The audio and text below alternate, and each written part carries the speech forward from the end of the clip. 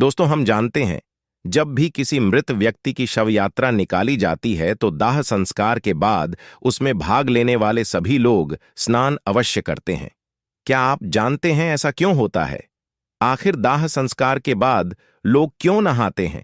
अगर आप नहीं जानते तो मैं आपको बता दूं, और आज के वीडियो में हम आपको वही बताने जा रहे हैं। तो चलिए वीडियो शुरू करते हैं। नमस्कार दोस्तों, हमारे YouTube चैनल में आपका स्वागत है।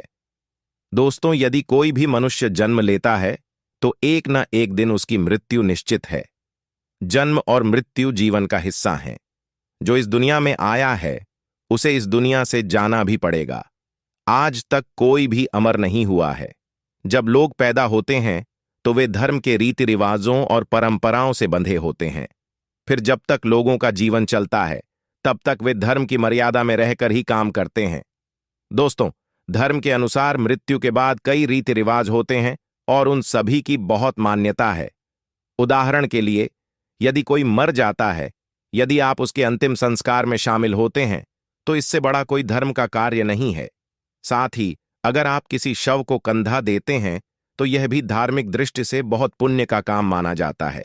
वहीं दूसरी ओर यह भी माना जाता है कि अगर किसी का अंतिम संस्कार पूरे विधि विधान और वैदिक संस्कृति के साथ किया जाता है तो उसे स्वर्ग की प्राप्ति होती है और उसकी आत्मा को कोई कष्ट नहीं होता है।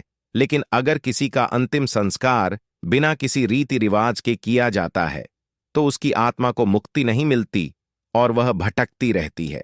दोस्तों, इसके अलावा कई बार आप सभी ने देखा होगा कि जब भी किसी मृत व्यक्ति की शव यात्रा निकाली जाती है तो दाह संस्कार होने के बाद उसमें शामिल सभी लोग स्नान जरूर करते हैं। क्या आप जानते हैं ऐसा क्यों होता है? आखिर दाह संस्कार के बाद लोग क्यों नहाते हैं? इसके पीछे वैज्ञानिक और धार्मिक दोनों कारण छिपे हुए हैं। हम यहां दोनों के बारे में जानेंगे। दोस्तों, आजकल लोग धार्मिक बातों पर ज्यादा विश्वास नहीं करते और हर चीज को वैज्ञानिक नजरिए से देखना पसंद करते हैं। ज्यादातर आधुनिक लोगों का मानना है कि दुनिया में अगर कुछ भी हो रहा है तो उसके पीछे कोई न कोई वैज्ञानिक कारण जरूर होगा। ऐसे में हम सभी के लिए यह जानना बेहद जरूरी हो जाता है कि दाह संस्कार के बाद नहाने के पीछे का वैज्ञानिक कारण क्या है। इसके पीछे विज्ञान का मानना है कि जब किसी भी व्यक्ति की मृत्यु होती है तो उसके मृत शरीर में कई बैक्टीरिया निवास कर लेते हैं और उस पर हावी हो जाते हैं। ऐसे में इन बैक्टीरिया से संक्रमण का खतरा बढ़ जाता है। फिर ये दूसरे लोगों के शरीर में भी पहुंच जाते हैं। श्मशान पहुंचने तक अंतिम संस्कार में शामिल लोग शव को कई बार छूते हैं, जिससे संक्रमण का खतरा बढ़ जाता है। इसीलिए अंतिम संस्कार के बाद स्नान करना बहुत जरूरी माना जाता है। इससे कोई भी बैक्टीरिया शरीर में प्रवेश नहीं कर पाता है और साथ ही नहाने के साथ आने वाले सभी कीटाणु आदि पानी के साथ बह जाते हैं। ये तो था वैज्ञानिक कारण। अब जानते हैं धार्मिक कारण के बारे में। दोस्तों, भारत एक विशाल देश है। यहाँ विविधता में एकता देखने को मिलती है। विविधता का मतलब है कि यहाँ विभिन्न धर्मों और जातियों के लोग एक साथ रहते हैं। अब जितने भी धर्म होंगे उन सभी की अपनी अपनी अलग अलग परंपराएं और रीति रिवाज होंगे। ऐसे में मौत को लेकर हर किसी की अपनी अपनी मान्यता है। हिंदू धर्म में भी कई मान्यताएं हैं जिनमें दाह संस्कार के बाद नहाना जरूरी माना जाता है। आइए जानते हैं धार्मिक दृष्टि से इसके पीछे क्या कारण है।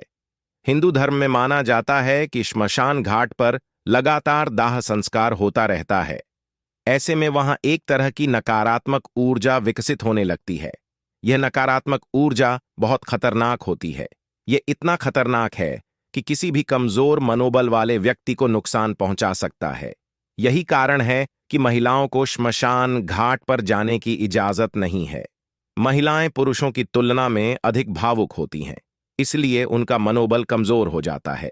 इसके अलावा दूसरा कारण यह है कि जब किसी मृत व्यक्ति का दाह संस्कार किया जाता है तो उसकी आत्मा कुछ समय तक वहीं मौजूद रहती है और अपनी प्रकृति के अनुसार कुछ हानिकारक प्रभाव डाल सकती है। ऐसे में जो भी वहां जाता है वह जरूर नहाता है। इससे नकारात्मक ऊर्जा दूर भाग जाती है। साथ ही मृत आत्मा भी मुक्त रहती है और कोई नुकसान नहीं पहुंचाती। तो दोस्तों, मुझे उम्मीद है कि आप समझ गए होंगे कि दाह संस्कार के बाद उसमें भाग लेने वाले सभी लोग स्नान क्यों करते हैं? तो दोस्तों, कैसी लगी आपको आज की जानकारी? अगर आपको आज की जानकारी पसंद आई हो तो वीडियो को लाइक करें, शेयर करें और हमारे YouTube चैनल को सब्सक्राइब करें। मैं आपसे नई जानकारी के साथ फिर मिलूंगा। तब तक के लिए जय माता की।